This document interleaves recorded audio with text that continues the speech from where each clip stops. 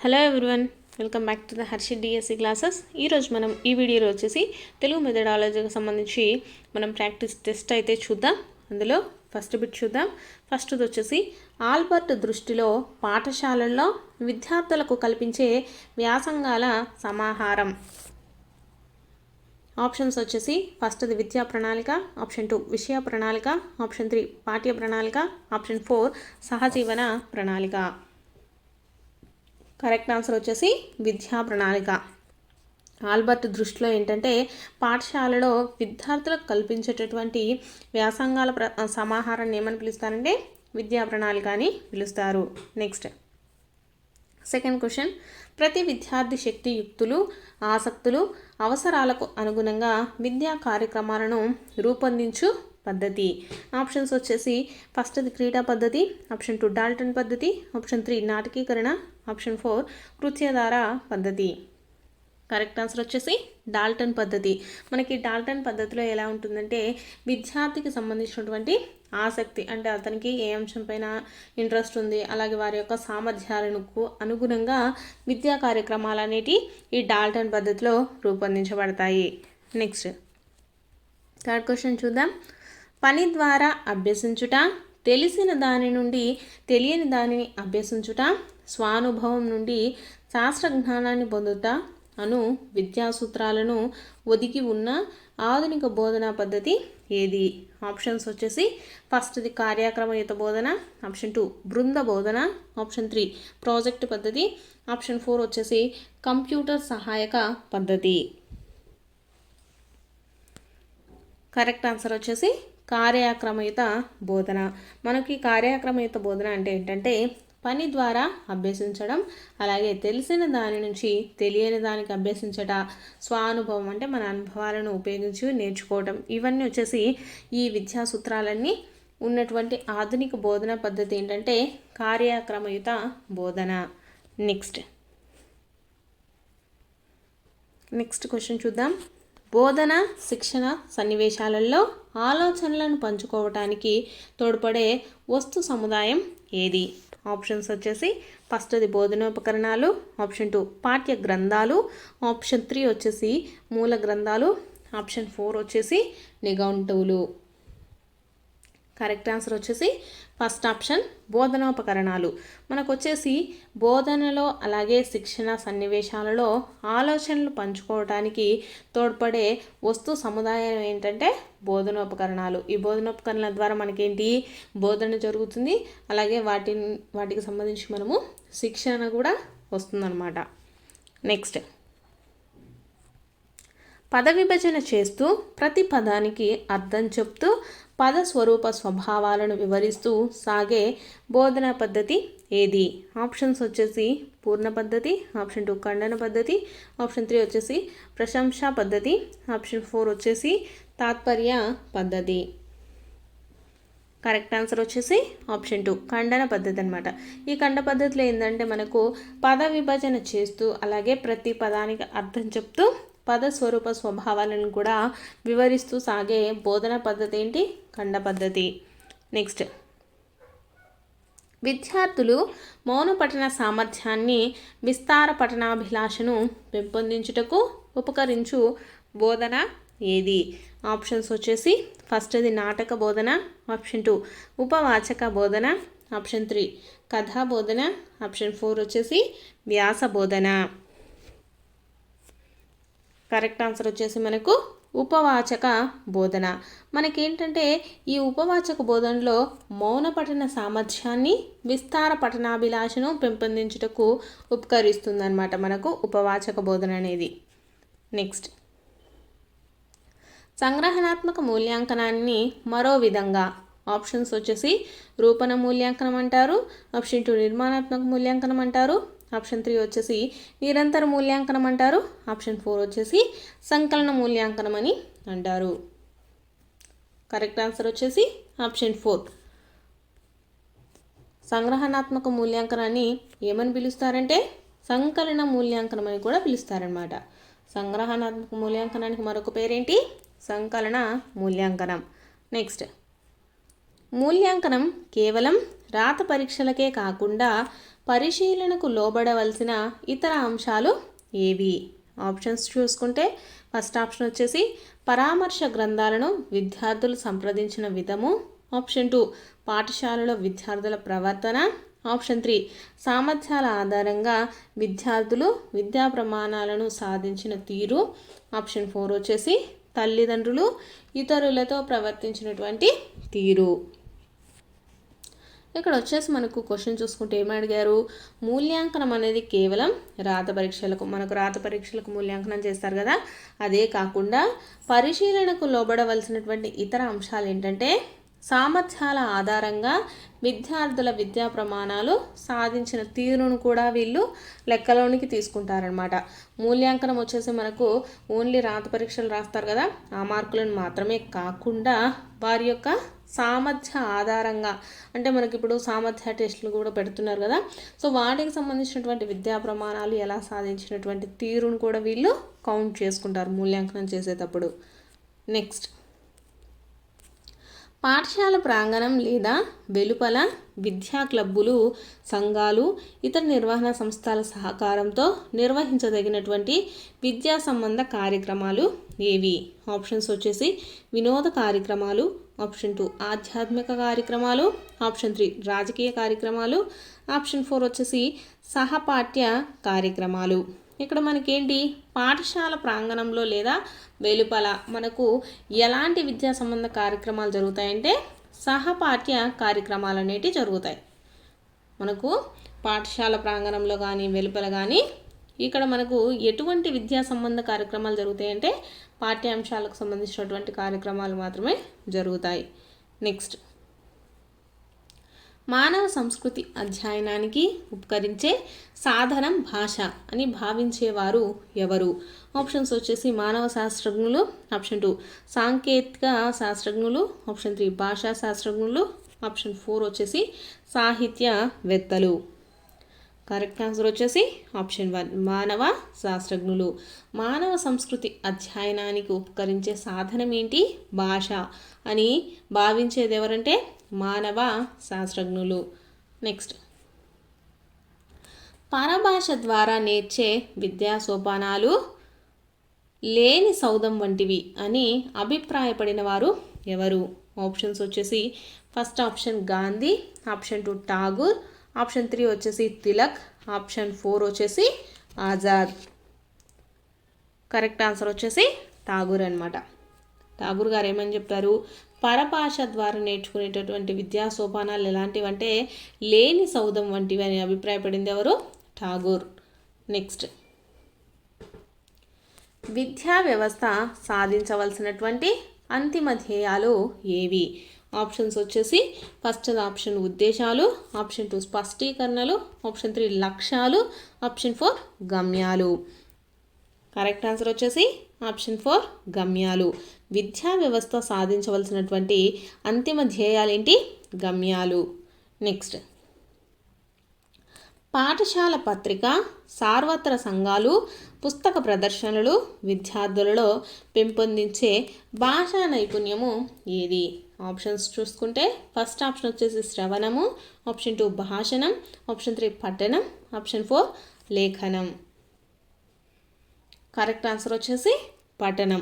మనకేంటంటే పాఠశాల పత్రిక, అలాగే సార్వత్ర సంఘాలు కానీ పుస్తక ప్రదర్శనలు కానీ ఇవి వచ్చేసి మనకు పిల్లలలో ఎటువంటి భాషా నైపుణ్యాన్ని నేర్పిస్తాయంటే పఠనం, చదవటాన్ని నేర్పిస్తుంది అనమాట. నెక్స్ట్, పునర్భరణ ఆవశ్యకతను నొక్కి చెప్పిన ఆధునిక బోధనా వ్యూహము ఏది? ఆప్షన్స్ వచ్చేసి బృంద బోధన. ఆప్షన్ 2 కార్యక్రమయుత బోధన. ఆప్షన్ 3 కృత్యధార బోధన. ఆప్షన్ 4 వచ్చేసి సూక్ష్మ బోధన. కరెక్ట్ ఆన్సర్ వచ్చేసి ఆప్షన్ 4 సూక్ష్మ బోధన. సూక్ష్మ బోధనలో మనకు ఏంటంటే పునర్భరణ ఆవశ్యకతను నొక్కి చెప్పినటువంటి ఆధునిక బోధన వ్యూహం ఏంటి? సూక్ష్మ బోధన. సూక్ష్మ బోధనలో వచ్చేసి పునర్భరణం అంటే ఒకసారి చదివిన దాన్ని మళ్ళీ రిపీట్ చేయవలసి ఉంటుందన్నమాట సూక్ష్మ బోధనలో. నెక్స్ట్, డాల్టన్ అను బోధనా పద్ధతిని మొదటగా అనుసరించిన వారు ఈ పద్ధతికే మరో వ్యవహార నామం. అంటే ఏంటి, ఈ డాల్టన్ బోధన పద్ధతి ఉంది కదా, దానికి మరొక వ్యవహారిక నామం ఏంటి అని అడుగుతున్నారు. ఆప్షన్స్ వచ్చేసి మిస్ హెలెన్ పార్క్ హరెస్ట్ నియోజనాల పద్ధతి, ఆప్షన్ 2 డాల్టన్ అభ్యాసన పద్ధతి, ఆప్షన్ 3 వచ్చేసి బెండమిన్ బ్లూమ్ మూల్యాంకన పద్ధతి, ఆప్షన్ 4 జాన్ డూయి ఎత్తుగడల పద్ధతి. కరెక్ట్ ఆన్సర్ వచ్చేసి ఈ డాల్టన్ బోధన పద్ధతికి ఇంకొక పేరేంటి, మిస్ హెలెన్ పార్క్ హరెస్ట్ నియోజనాల పద్ధతి అనమాట. డాల్టన్ పద్ధతికి ఇంకొక పేరు ఏంటంటే నియోజనాల పద్ధతి, అలాగే దీన్ని వచ్చేసి మిస్ హెలెన్ పార్క్ హరెస్ట్ అనేసి కూడా పిలుస్తారనమాట. నెక్స్ట్, పద సేకరణ, పద విశ్లేషణ, సూత్రీకరణ, అభ్యసన కృషి అను బోధనా క్రమాన్ని పాటించవలసినది. ఆప్షన్స్ వచ్చేసి కథా బోధన, ఆప్షన్ 2 పద్య బోధన, ఆప్షన్ 3 గద్య బోధన, ఆప్షన్ 4 వచ్చేసి వ్యాకరణ బోధన. కరెక్ట్ ఆన్సర్ వచ్చేసి ఆప్షన్ 4 వ్యాకరణ బోధన. వ్యాకరణ బోధనలో మనకు వచ్చేసి ఫస్ట్ పద సేకరణ, తర్వాత పదం యొక్క విశ్లేషణ, సూత్రీకరణ, అభ్యాసన కృషి ఇటువంటి బోధనా క్రమాన్ని ఏది పాటిస్తుందంటే వ్యాకరణ బోధన అనేది పాటిస్తుంది. నెక్స్ట్, విద్యా ప్రణాళిక గుణాత్మకం అయ్యేది. ఆప్షన్స్ వచ్చేసి మూల్యాంకనాంశాలను నిర్దేశించినప్పుడు, ఆప్షన్ 2 ఇంటి పనిని విరివిగా ఇచ్చినప్పుడు, ఆప్షన్ 3 బృంద బోధన చేసినప్పుడు, ఆప్షన్ 4 వచ్చేసి పర్యవేక్షణాత్మక అధ్యయనం చేయించినప్పుడు. కరెక్ట్ ఆన్సర్ వచ్చేసి మనకు ఆప్షన్ 1 మూల్యాంకనాంశాలను నిర్దేశించినప్పుడు. మనకు విద్యా ప్రణాళిక వచ్చేసి గుణాత్మకం ఎప్పుడవుతుందంటే మూల్యాంకన అంశాలను నిర్దేశించినప్పుడు మాత్రమే విద్యా ప్రణాళిక గుణాత్మకం అవుతుంది. నెక్స్ట్ బిట్, అంతర్గత మూల్య నిర్ధారణ కొన్ని సందర్భాలలో ఉపాధ్యాయుల యొక్క ఆప్షన్స్ వచ్చేసి ఆపేక్ష నిరాపేక్షలకు లోనవుతుంది, ఆప్షన్ 2 గుర్తింపునకు కారణమవుతుంది, ఆప్షన్ 3 వచ్చేసి అన్ని అంశాలు పరీక్షణకు లోనవుతాయి, ఆప్షన్ 4 వచ్చేసి అసంతృప్తికి కారణమవుతుంది. ఇక్కడ మనం క్వశ్చన్ చూసుకుంటే ఇక్కడ ఏముంది, అంతర్గత మూల్య నిర్ధారణ వచ్చేసి కొన్ని సందర్భాలలో ఉపాధ్యాయులకు ఏమవుతుందంటే అన్ని అంశాల పరీక్షణకు లోనవుతాయన్నమాట. అంతర్గత మూల్య నిర్ధారణలో మనకు వచ్చేసి ఉపాధ్యాయుల యొక్క అన్ని అంశాల పరీక్షలకు లోనవుతాయి.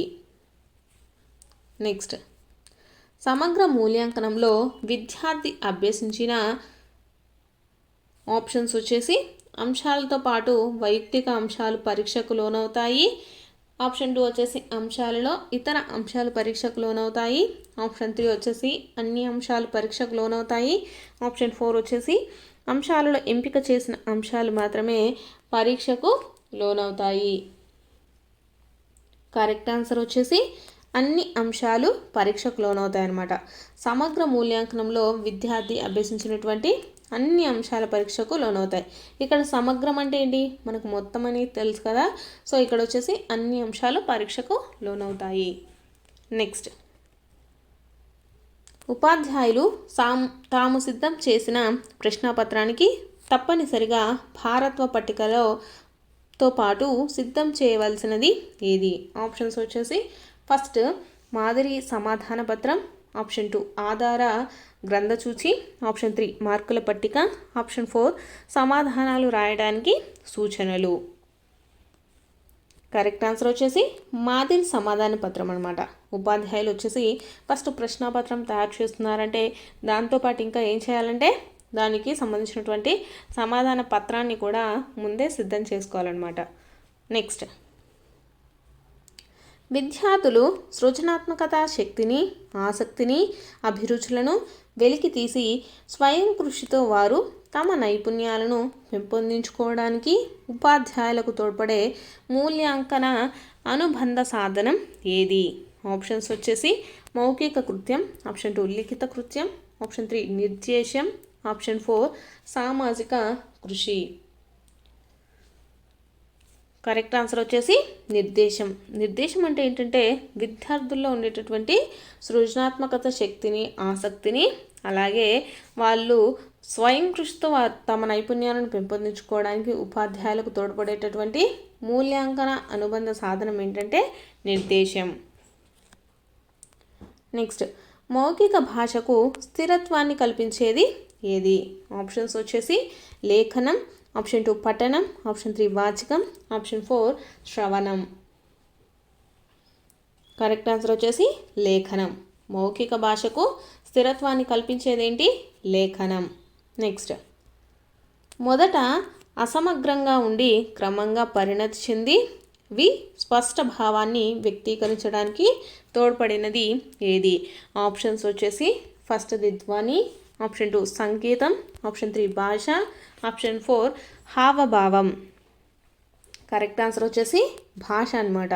మొదట వచ్చేసి భాష అనేది అసమగ్రంగా అంటే ఎలా పడితే అలా ఉండి అది క్రమంగా పరిణతి చెందుతూ ఒక స్పష్టమైనటువంటి భావాన్ని వ్యక్తీకరించడానికి మనకు తోడ్పడేది ఏంటి? భాష. నెక్స్ట్ వైయక్తిక విలువల నుండి సామాజిక విలువలు ఏర్పడతాయి. అయితే ఈ సామాజిక విలువలను డాష్ అంటారు.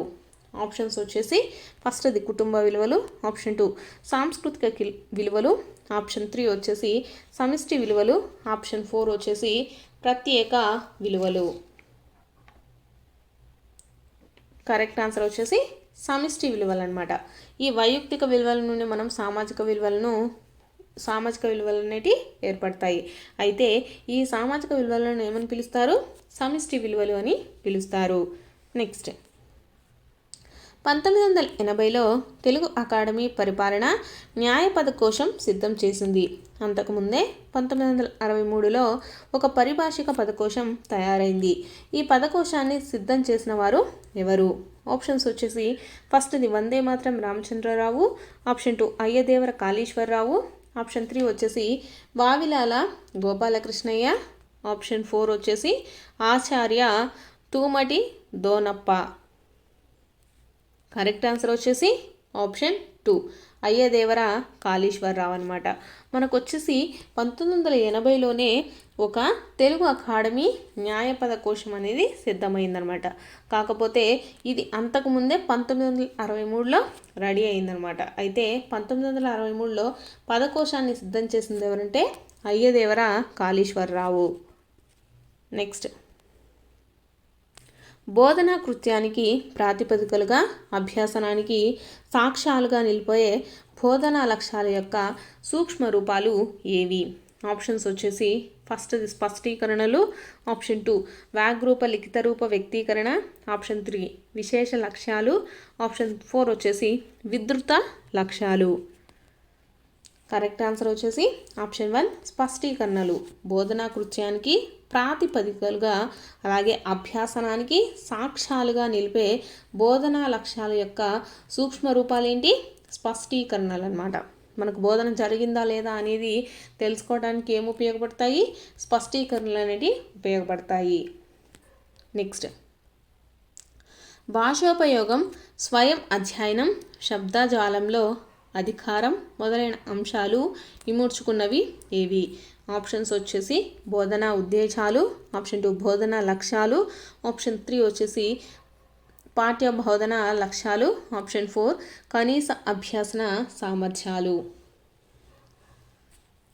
కరెక్ట్ ఆన్సర్ వచ్చేసి ఆప్షన్ 4 కనీస అభ్యసన సామర్థ్యాలు. ఈ కనీస అభ్యసన సామర్థ్యాలలో ఏమేమి ఉంటాయంటే భాషోపయోగం అంటే మన భాషను ఎలా ఉపయోగిస్తున్నాము, అలాగే స్వయం అధ్యయనం ఎలా చదువుతున్నాము, అలాగే శబ్దజాలములో అధికారం ఇలాంటిటువంటి అంశాలన్నీ ఏది మూర్చుకున్నదంటే కనీస అభ్యసన సామర్థ్యాలు. నెక్స్ట్ పుట్టగానే శిశువు ఏడ్చుట అనేది ఆప్షన్స్ వచ్చేసి స్తబ్ద చిహ్నం, ఆప్షన్ 2 చైతన్య చిహ్నం, ఆప్షన్ 3 అభ్యాసన చిహ్నం, ఆప్షన్ 4 గ్రహణ చిహ్నం. కరెక్ట్ ఆన్సర్ వచ్చేసి ఆప్షన్ 2 చైతన్య చిహ్నం. పుట్టగానే శిశువు ఏడ్చుట అనేది చైతన్య చిహ్నం. నెక్స్ట్ విద్యార్థులలో భాషణాభివృద్ధితో పాటు స్వయం కృషి, ఆత్మవిశ్వాసము, నాయకత్వ లక్షణాలను అలకరించగల పోటీ ఏది? ఆప్షన్స్ వచ్చేసి వక్తృత్వము, ఆప్షన్ 2 సంభాషణ పోటీ, ఆప్షన్ 3 పద్య పఠన పోటీ, ఆప్షన్ 4 వచ్చేసి వ్యాస రచన పోటీ. కరెక్ట్ ఆన్సర్ వచ్చేసి వక్తృత్వం అనమాట. ఈ వక్తృత్వం పోటీలలో ఏంటంటే భాషణ అభివృద్ధితో పాటు స్వయం కృషి, ఆత్మవిశ్వాసం, నాయకత్వ లక్షణాలు అనేటివి దీంట్లో అలవర్చుకుంటాయి అన్నమాట వక్తృత్వం పోటీలో. నెక్స్ట్, నోటిలోని వాయువును కొంత ఒరిపిడి పెట్టడం వల్ల ఉచ్చరించే ఊష్మాలను పేరుతో వ్యవహారంలో ఉన్న అక్షరాలు ఏవి? ఇక్కడ మనకు కొన్ని అక్షరాలు అయితే ఇచ్చారు కదా, వీటిల్లో ఊష్మాలు ఏంటి అని అడుగుతున్నారు. ఊష్మాలు అంటే ఏంటి? షా, షా, సా, హా, వీటిని వచ్చేసి ఊష్మాలు అని పిలుస్తాము. నెక్స్ట్, గ్రంథాలయాలు పట్టణాలలో విజ్ఞానాన్ని, వినోదాన్ని పెంచుకోవడానికి స్వయం కృషితో చేసే పట్టణం ఏది? ఆప్షన్స్ వచ్చేసి ప్రకాశపట్నం, ఆప్షన్ 2 విస్తారపట్నం, ఆప్షన్ 3 మండూకప్లతి పట్టణం, ఆప్షన్ 4 వచ్చేసి క్షుణ్ణపట్టణం. కరెక్ట్ ఆన్సర్ వచ్చేసి విస్తారపట్నం అనమాట. గ్రంథాలయాలు అలాగే పట్టణాలయాల్లో విజ్ఞానాన్ని, వినోదాన్ని పెంచుకోవడం కోసము స్వయం కృషితో చేసే పట్టణాన్ని ఏమంటాము? విస్తారపట్టణం అని పిలుస్తాము. నెక్స్ట్, పాఠ్య ప్రణాళికలోని అంశాల అమలుకు బాధ్యత వహించాల్సినటువంటి వ్యక్తి ఎవరు? ఆప్షన్స్ వచ్చేసి పాఠశాల ప్రధానోపాధ్యాయుడు, ఆప్షన్ 2 తరగతి ఉపాధ్యాయుడు, ఆప్షన్ 4 వచ్చేసి డిఈఓ, ఆప్షన్ 4 వచ్చేసి పాఠశాల పర్యవేక్షణ అధికారి. కరెక్ట్ ఆన్సర్ వచ్చేసి తరగతి ఉపాధ్యాయుడు. ఇక్కడ ఏంటి, మనకు పాఠ్య ప్రణాళికలో ఉండేటటువంటి అంశాలను ఎవరు అమలు చేసే బాధ్యత ఉంటుందంటే తరగతి ఉపాధ్యాయుడికి. నెక్స్ట్, రాష్ట్రాల విద్యా ప్రణాళికలు ఒకే విధమైన ప్రమాణాలను సాధించడానికి జాతీయ స్థాయిలో సూచించినటువంటి విద్యా ప్రణాళిక ఏది?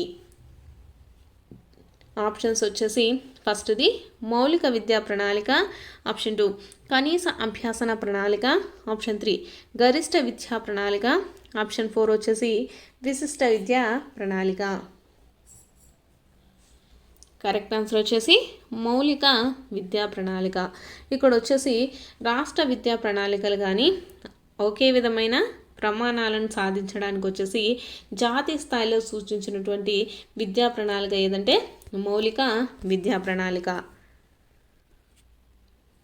నెక్స్ట్, భాషా సామాగ్రి, భావ సామాగ్రి, సాహిత్య సామాగ్రి, జాతీయాలు మొదలైన వాటి ఎంపికను దృష్టి యందు ఉంచుకోవాల్సిన సందర్భం ఏది? ఆప్షన్స్ వచ్చేసి సమగ్ర పాఠ్య పథక నిర్మాణ సందర్భం, ఆప్షన్ 2 వార్షిక ప్రణాళిక రచన సందర్భం, ఆప్షన్ 3 విశేష అంశాల అభ్యసన సందర్భం, ఆప్షన్ 4 పాఠ్య పుస్తక నిర్మాణ సందర్భం. కరెక్ట్ ఆన్సర్ వచ్చేసి పాఠ్య పుస్తక నిర్మాణ సందర్భం.